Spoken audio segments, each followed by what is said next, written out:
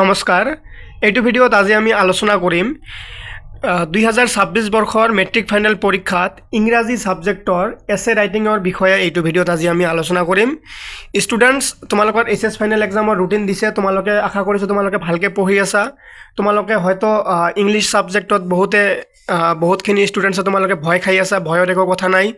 মই তোমালোকক ইংৰাজীৰ গোটেইখিনি সুন্দৰ সলিউশন দিম আজি আমি যোনটো পাৰ্ট আলোচনা কৰিম এইটো হল এছে ৰাইটিংৰ পৰা তোমালোকৰ 5 মাৰ্কস থাকে পৰীক্ষাত এই 5 মাৰ্কস তোমালোকে কেনেকৈ পঢ়িব পাৰা মানে যিকোনো প্ৰশ্ন আহিলে কেনেকৈ কিবা এটা লিখি তোমালোকে 3 পৰা 4 নম্বৰ আনিব পাৰিবা প্ৰশ্নটো তোমালোকৰ কমন পৰক বা নপৰক কেনেকৈ লিখিবা এই প্ৰশ্নটো কোনটো সেকশনত থাকিব কেনেকৈ আহে তাৰ পিছত তোমালোকৰ 2025 বৰ্ষত কি প্ৰশ্ন আহিছিলে হেতু সাম আৰু কেনেকুৱা ধৰণে দিছিলে ইয়াৰ লগত অৰ দি কি অপচন দিয়া থাকে মানে এছএল লগত ৰাইট ৰিপোৰ্ট থাকিব নে ষ্টৰি ৰাইটিং থাকিব হেতু তোমালোকক দেখাই দিম তাৰ পিছত মই দেখাই দিম ৰুলস অফ ৰাইটিং এছে কেনেকৈ এছে লিখিব লাগে এনেকুৱা তোমাক এটা পদ্ধতি মই শিকাই দিম তোমালোকে যি কোনো এছে আহিলে তোমালোকে লিখি থৈ আহিব পাৰিবা এটো গ্যাৰান্টি আছে তোমালোকে ভিডিওটি জাস্ট হেকলৈকে চাই থাকিবা তাৰ পিছত আমি আলোচনা কৰিম এটা এক্সাম্পল লম আমি এক্সাম্পল লৈ কেনেকৈ লিখিব লাগে আমি ওপৰত ৰুলস খিনি আলোচনা কৰিম তাৰ পিছত কি লিখিব লাগে হেখিনি দেখাই দিয়া হ'ব আৰু ভিডিওটিৰ কি কৰা হ'ব তোমালোকৰ প্ৰিভিয়াস ইয়াৰ কোশ্চেন অৰ্থাৎ কি প্ৰশ্ন আহি আছে 2004 চনৰ পৰা 2025 বৰ্ষলৈকে 24 বৰ্ষলৈকে কি প্ৰশ্ন আহিছে কি ইম্পৰ্টেন্ট প্ৰশ্ন আছে গোটেইখিনি আলোচনা কৰা হ'ব আৰু ভিডিওটিৰ লাষ্টত তোমালোকক মোস্ট ইম্পৰ্টেন্ট কমন কোশ্চেন যোনবোৰ অহাৰ সম্ভাৱনা আছে এইবোৰ গোটেইখিনি বস্তু তোমালোকক দিয়া হ'ব সো ষ্টুডেন্টস ৰাইমনা ক্লাसेस ইউটিউব চেনেললৈ পুনৰবাৰ সকলোকে স্বাগতম এতিয়া আমি আলোচনা কৰিম এছে ৰাইটিংৰ বিষয়ে তোমালোকৰ ৰুটিন দিছে তোমালোকে আৰু এতিয়া অবহেলা নকৰিবা বেছি সময় নাই তোমালোকে বহুত ভালকে পঢ়িব লাগিব যেহেতু ৰুটিন দি দিছে সো এই 5 নম্বৰটো তোমালোকে কেনেকৈ কৰিব পাৰা আজি আমি এইটো আলোচনা কৰিম আৰু মই তোমালোকক গ্যাৰান্টি দিছো তোমালোকে ভিডিওটি শেষলৈকে চাই থাকা যেতিয়া ভিডিওটো শেষ হ'ব তেতিয়া তোমালোকে গম পাবা যে আজিৰ পৰা আমি যি কোনো এছে আহিলে কেনেকৈ এনসাৰ কৰি থৈ আহিব পাৰো কোশ্চেনটো তোমালোকৰ কমন পৰক বা নপৰক তোমালোকে এনসাৰ কেনেকৈ কৰি থৈ আহিব পাৰিবা মানে এনি কন্ডিশনত তোমালোকে এছেত 5 নম্বৰৰ ভিতৰত 3 পৰা 4 নম্বৰ আনিব পাৰিবা হেতু মই তোমালোকক আজি শিকাই দিম তো সো ষ্টুডেন্টস এতিয়া আমি ক্লাসটো আৰম্ভ কৰিম প্ৰথমতে আছে তোমালোকৰ এই এছেটো আছে এছে ৰাইটিংস তো তোমালোকৰ কোশ্চেন পেপাৰৰ সেকশন ডি থাকিব কত থাকিব সেকশন ডি 5টা সেকশন থাকিব A B C D E লৈকে থাকিব কিন্তু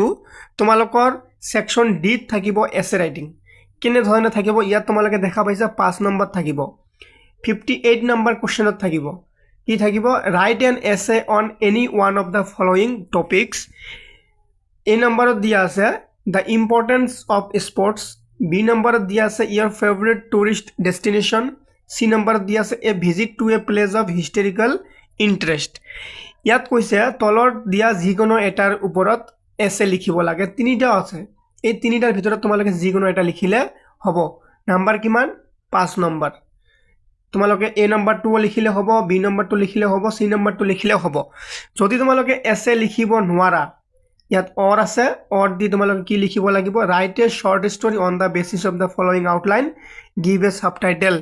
ইয়াত অলপ এটা কাহিনী দিয়া আছে এইটো তোমালোকে কমপ্লিট কৰিব লাগিব ইয়াত অলপ হিন্টস দিছে তোমালোকে বাকিখিনি কমপ্লিট কৰিব লাগিব এই শর্ট স্টোরি আমি নেক্সট ক্লাসত মই তোমালোকক শিকাম কেনেকৈ শর্ট স্টোরি তোমালোকে লিখিবা সো আজি আমি অকল এই এছেৰ বিষয়ে আলোচনা কৰিম ঠিক আছে তোমালোকে যদি এছে লিখিব নোৱাৰা এইটো লিখিব লাগিব দুটাৰ এটা লিখিবই লাগিব 58 নম্বৰ কোশ্চেনত ইয়াতো 5 নম্বৰ থাকিব ইয়াতো 5 নম্বৰ থাকিব হয় তোমালোকে এছে লিখিব লাগিব নাইবা তোমালোকে শৰ্ট স্টোৰি লিখিব লাগিব এতিয়া কথাটো হল তোমালোকৰ টেনশন নাই তিনিটা অপচন দিয়া থাকিব কমন পৰাৰ খুবেই চান্স আছে তিনিটাৰ ভিতৰত এটা লিখিব লাগিব আগতে এনেকৈ দিয়া নাছিল এতিয়া সুবিধা হৈছে বহুত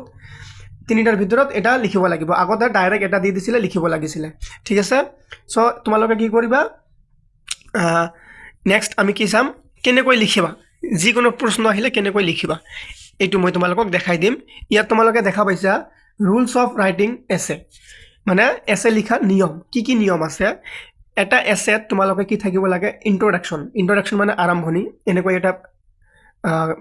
আৰম্ভণি হ'ব ইয়াৰ পৰা ইয়ালৈকে এটা আৰম্ভণি হ'ব ইয়াত তোমালোকে লিখিবা সাপোজ টপিকটো যোনটো আছে যে ফ্লাড আছে এটা টপিক এই ফ্লাডৰ ওপৰত কি হ'ল আৰম্ভণিত কি থাকিব এই ফ্লাডৰ বিষয়ে তোমালোকে যি জানা মানে ফ্লাড কি বস্তু হয় সেই বিষয়ে অলপ 4 পৰা 5 খাৰি তোমালোকে ইন্ট্ৰডাকচনত লিখিবা ঠিক আছে মই তোমালোকক এক্স্যাক্টলি দেখাই দিছো প্যাৰাগ্ৰাফটো কেনেকৈ লিখিবা ইয়াৰ পৰা আৰম্ভ হ'ব এনেকৈ লিখিবা 4-5 খাৰি ইন্ট্ৰডাকচন হৈ গল তাৰ পিছত তোমালোকে লিখিবা বডিটো হ'ব মাজত আকৌ এনেকৈ এটা নতুন প্যাৰাগ্ৰাফ আৰম্ভ কৰিবা আকৌ এটা নতুন প্যাৰাগ্ৰাফ বডিত তোমালোকে লিখিব লাগিব এই ফ্লাডটো যে আছে ফ্লাডৰ বিষয়ে কি লিখিব লাগিব এই যে মেৰিটস মানে ফ্লাডৰ কিবা মানে যোনটো বস্তুৰ কিবা ভাল গুণ যদি আছে ভাল উপকাৰিতা যদি আছে উপকাৰিতাটো লিখিবা তাৰ পিছত কি লিখিব লাগিব ডিমেৰিটস ইয়াৰ অসুবিধা কি ই আমাৰ কি অপকাৰ কৰে আমাৰ কি ক্ষতি কৰে বানপানী নিশ্চয় আমাৰ বহুতখিনি ক্ষতি কৰে বানপানী কি ক্ষতি কৰে তাৰ পিছত তোমালোকে বানপানীৰ ক্ষতি লিখিলা ইয়াত হৈ গল তাৰ পিছত কি লিখিব লাগিব তোমালোকে পাৰিলে সলিউশন মানে আমি কেনেকৈ সমাধান কৰিব পাৰি বানপানীৰ সমস্যাটো আমি কি কৰি সমাধান কৰিব পাৰি লিখিলা লিখাৰ পিছত লাষ্টত দিব লাগিব তোমালোকক কি কনক্লুজন 3 নম্বৰত দিয়া আছে কনক্লুজন অৰ্থাৎ লাষ্টত এটা প্যাৰাগ্ৰাফ কেনেকৈ কনক্লুজন হয় মই তোমালোকক ইয়াত দেখাই দিছো এইটো হ'ব তোমালোকৰ ইন্ট্ৰডাকচন ইয়াৰ পৰা ইয়ালৈ এইটো হল টপিক ইয়াৰ পৰা ইন্ট্ৰডাকচন এইখিনি হল তোমালোকৰ বডি এইখিনি হল মেইন বডি মাজত আৰু এই শেষত তোমালোকে কিন্তু যিকোনো বস্তুৰ কনক্লুজন লিখিব লাগে তোমালোকে যেতিয়া কিতাপৰ প্ৰশ্নৰ উত্তৰখিনি লিখিবা তথাপিও তোমালোকে এনেকৈ লিখাৰ চেষ্টা কৰিবা যে প্ৰথমতে ইন্ট্ৰডাকচন মাজত এটা বডি থাকিব কনক্লুজন থাকিব যদি এনেকৈ তোমালোকে আনসাৰ লিখিব পাৰা তোমালোকে কিন্তু মেট্ৰিকত ইংৰাজীত ভাল নম্বৰ আনিব পাৰিবা অকল ইংৰাজীত নহয় সোশ্যাল সায়েন্স গোটেইখিনিতে এনেকৈ লিখিব লাগে তো ইয়াৰ পৰা তোমালোকে কি গম পালা যে প্ৰথমতে এটা ইন্ট্ৰডাকচন মানে আৰম্ভণি পাৰিলে তোমালোকে লিখিব পাৰা যে ইন্ট্ৰডাকচন এনেকৈ লিখি এনেকৈ দি তাৰ পৰা তোমালোকে স্টাৰ্ট কৰিব পাৰিবা এনেকৈ ইন্ট্ৰডাকচন তাৰ পিছত কি বডিত কি লিখিব লাগিব সকলো টপিকত নাই যেহেতু যেনেকৈ ইয়াত এটা ফিজিক্যাল এক্সাৰসাইজ আছে ফিজিক্যাল এক্সাৰসাইজত এইবোৰ বস্তু নালাগে তোমালোকে ফিজিক্যাল এক্সাৰসাইজত কি কৰিব লাগিব তোমালোকে ইয়াত ডিমেৰিটস দিব নালাগে মানে ইয়াত অপকাৰিতা দিব নালাগে অকল উপকাৰিতা মেৰিটস মানে ভাল গুণখিনি যে ফিজিক্যাল এক্সাৰসাইজ আমি দৈনন্দিন যদি আমি শাৰীৰিক চৰ্চা কৰো আমাৰ কি সুবিধা হ'ব এইখিনি লিখিলা তোমালোকে বডিত ইয়াৰ বিষয়ে 2-4 খাৰি লিখি দিলা তাৰ পিছত কি লিখিব লাগিব ইয়াৰ কনক্লুজন লিখিব লাগিব কিন্তু ইয়াত সলিউশন নাই যেতিয়া ফ্লাড মানে যোনবোৰ বস্তু আমাৰ ক্ষতি কৰে ইয়াৰ সমাধান আছে এই সমাধানটোক সলিউশন বুলি কোৱা হয় সলিউশন মানে হল সমাধান আমি কেনেকৈ মানে সমাধান কৰিব পাৰি সমস্যা এটাৰ যেনেকৈ যদি বানপানী আহে ভূমিকম্পৰ বিষয় আহে তাৰ পিছত যদি ড্ৰাগছ এডিকশনৰ ওপৰত আহে এটা আমাৰ ক্ষতি কৰে যোনবোৰ বস্তু আমাৰ ক্ষতি কৰে তাৰ কি আছে সমাধান আছে এই সমাধান আমি লিখিব লাগিব আৰু যোনবোৰ বস্তু তোমালোকে ভাবি চাবা সাপোজ এটা বস্তু টেলিভিছন তোমালোকে এক্সাম্পল মই তোমালোকে কি দি দিছো এক্সাম্পল টেলিভিছন এই টেলিভিছনটো যে আছে টেলিভিছনৰ কি আছে মেৰিটস আছে মানে ইয়াৰ উপকাৰিতা আছে ইয়াৰ ডিমেৰিটস আছে ইয়াৰ ক্ষতিও আছে কিন্তু ইয়াৰ সলিউশনও দিব পাৰিবা তোমালোকে যে ইয়াৰ অপকাৰিতাখিনি আমি কেনেকৈ হাৰিব পাৰি কাৰণ ইয়াৰ দ্বাৰা আমাৰ বহুত উপকাৰ হয় আমি নিউজ চাব পাৰো বহুতখিনি খবৰ পাব পাৰো কিন্তু ইয়াৰ ক্ষতিৰ কাৰণে আমি কি ক্ষতি কেনেকৈ ক্ষতিখিনি মানে ক্ষতি নোহোৱাৰ পৰা ৰক্ষা কৰি অকল সুবিধাখিনি উঠাব পাৰি হিনেকৈ তোমালোকে লিখিবা মানে যোনবোৰ বস্তুৰ সুবিধা অসুবিধা আৰু সমাধান থাকে এইখিনি বৰ্ডত লিখিবা আৰু কনক্লুজনত লিখি দিবা যে এই হল এইটো এনেকৈ লিখি দিব লাগিব সো তোমালোকে এতিয়া গম পালা এতিয়া কথাটো হল তোমালোকে যিকোনো প্ৰশ্ন সাপোজ এটা প্ৰশ্ন আহিছে ইয়াত চোৱা ইয়াত তোমালোকক কি দিছে ইম্পৰ্টেন্স অফ স্পৰ্টছ ইয়াত তিনিটা দিয়া আছে এই তিনিটাৰ ভিতৰত তোমালোকৰ এটা কমন পোৱা নাই তোমালোকে কি কৰিবা সুন্দৰকৈ ওপৰত এই টপিকটো লিখিবা যোনটো তোমালোকে অলপ হলো বুজি পাইছা সাপোজ এইটো তোমালোকে সুন্দৰকৈ ওপৰত লিখিবা লিখি এনেকৈ ইন্ট্ৰডাকচন লিখিবা লিখি অলপ জি পাৰিলা লিখিলা এনেকৈ অকল স্টাৰ্ট কৰিবা তিনিটা প্যাৰাগ্ৰাফ কৰাৰ চেষ্টা কৰিবা তোমালোকে যেনেকৈ হক 2-3 খাৰি হলেও যদি তোমালোকে চেষ্টা কৰা এনেকৈ যে ইয়াত টপিকটো ডাঙৰকৈ লিখি দিবা ইন্ট্ৰডাকচন লিখিবা এনেকৈ 2-এটা খাৰি তাৰ পিছত তোমালোকৰ বডিত লিখিবা 2-এটা খাৰি আৰু কনক্লুজনত 2-এটা খাৰি এনেকৈ যদি এইখিনি লিখি থৈ আহা পৰীক্ষাত তথাপিও তোমালোকৰ 3 নম্বৰ পাই যাবা এক্সামিনাৰে বা টিচাৰছে যেতিয়া তোমালোকৰ কপি চেক কৰিব যে ষ্টুডেন্ট জনে কি লিখিব জানে মানে ইন্ট্ৰডাকচন জানে মানে বডি জানে কনক্লুজন জানে তাৰ মানে ই লিখিব জানে ইয়াৰ কমন পঢ়া নাই ই নিজৰ ভাষাত যিখিনি পাৰিছে লিখিছে আৰু মেট্ৰিক পৰীক্ষাত যি অলপ নিজৰ ভাষাত লিখিব সেইখিনি ছাৰ হতে গম পায় সেই হিচাপত মাৰ্ক দি দিয়ে অকল মুখস্থ কৰিলে নহয় যে ভাল মাৰ্ক পাবা ছাৰহঁতে গম পায় যে এই ষ্টুডেণ্টছৰ কেপাচিটি আছে যিখিনি লিখিছে নিজৰ ভাষাত নিজে চেষ্টা কৰি লিখিছে মুখস্থ লিখা নাই অৰ্থাৎ ষ্টুডেণ্টজন ভাল ষ্টুডেণ্টছ হয় তেতিয়া কি কৰিব তোমালোকক 3 পৰা 4 নম্বৰ দি দিব তোমালোকক মই আকৌ এবাৰ কৈছোঁ সুন্দৰকৈ যোনটো অলপ তোমালোকে দুই এটা খালি লিখিব পাৰিবা সেইটো টপিক ওপৰত ভালকৈ লিখিবা এনেকৈ ডাঙৰকৈ এইটো যেনেকৈ ইয়াত দিয়া আছে এনেকৈ পাৰিলে মাজত ডাঙৰকৈ লিখিবা ফিজিক্যাল এক্সাৰসাইজ তাৰপিছত এনেকৈ এটা ইন্ট্ৰোডাকশন তোমালোকে লিখি দিবা ডাইৰেক্ট যে ইন্ট্ৰোডাকশন এনেকৈ দুটা ফটা দিবা দিয়ে ইয়াৰ পৰা লিখা ষ্টাৰ্ট কৰিবা মাজত লিখিবা বডি কনক্লুজন যেতিয়া তোমালোকৰ কমন নপৰিব তেতিয়া এইটো বুদ্ধি কৰিবা তোমালোকে কি হ'ব তোমালোকে এই 5 নম্বৰৰ পৰা তোমালোকে 0 নাপাবা মানে 5ৰ ভিতৰত কম মিনিমাম 3 নম্বৰ তোমালোকে পাবা যদি তোমালোকে এইটো বস্তু ফলো কৰা আৰু তোমালোকে ভিডিওটো শেষলৈকে চাই থাকিবা আমি এতিয়া নেক্সট কি আলোচনা কৰিম তোমালোকৰ আগন্তুক টাইমত কি আহিছে তোমালোকে বুজিবলা কেনেকৈ লিখিব লাগে আগত কি প্ৰশ্ন আহি আছিল আমি এইখিনি বস্তু চাম আৰু এইটো ভিডিওত আজি আমি অকল কেনেকৈ লিখিব লাগে কি প্ৰশ্ন আগতে আহিছিল আৰু কি অহাৰ সম্ভাৱনা আছে কমন কোৱেশ্চনছ আমি শেষত চাম কিন্তু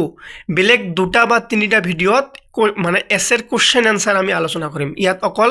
আলোচনা কিন্তু পিছত আমি কি কৰিম কোৱেশ্চন আনসাৰ মই তোমালোকক দি দিম বেলেগ এটা ভিডিওত তোমালোকে চেনেলটো সাবস্ক্ৰাইব কৰি ৰাখিবা নেক্সট ভিডিওত তোমালোকে story writing report writing application letter যিমানখিনি আছে গ্ৰামাৰ গোটেইখিনি ডেইলি আজিৰ পৰা পাই থাকিবা প্ৰি ফাইনেলৰ আগত তোমালোকৰ কোৰ্স কমপ্লিট কৰাই দিয়া হ'ব তোমালোকে চেনেলটো সাবস্ক্ৰাইব কৰি ফলো কৰি থবা তোমালোকৰ 2000 এই ডিসিপ্লিনটো ইম্পৰ্টেন্ট হয় প্ৰিভিয়াস ইয়াৰ কোৱেশ্চন মানে আগতে আহি যোৱা প্ৰশ্নত কি আহিছে ডিসিপ্লিন এক নম্বৰত আছে ডিসিপ্লিন এটো 2004 ত আহিছিল আৰু 2014 ত আহিছিল তাৰপিছত ফিজিক্যাল এক্সাৰসাইজ এটো ইম্পৰ্টেন্ট হয় সোৱা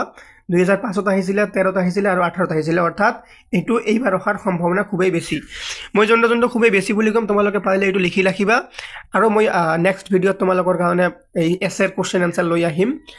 তোমালোকে তাতো পাই যাবা ইম্পৰ্টেন্ট বস্তুখিনি তাৰপিছত 3 নম্বৰত আছে এ পারসন ইউ এডমায়ার 2006 ত আহিছিল মানে এজন গুণীবানী ব্যক্তি যাক তুমি মানা বা ফলো কৰা যাক তুমি ফলো কৰি চলা ফ্ৰেন্ডশিপ আহিছিল 2010 ত 2012 ত তাৰপিছত এইটো কিন্তু ইম্পৰ্টেন্ট হয় এ পাৰসন ইউ এডমায়াৰ এটো এনেকৈ দিব পাৰে নাইবা ইয়াৰ এনেকৈ নিতে ডাইৰেক্ট দিব ডাইৰেক্ট এটা মানুহৰ নামও দি দিব পাৰে যে জুবিন গাৰ্গ ঠিক আছে তাৰপিছত television as a source of knowledge এইটো ইম্পৰ্টেন্ট হয় এই বছৰৰ কাৰণে সায়েন্স ইন ডেইলি লাইফ ইটো অলপ ইম্পৰ্টেন্স আছে ঠিক আছে এইখিনি হল তোমালোকৰ 2004 ৰ পৰা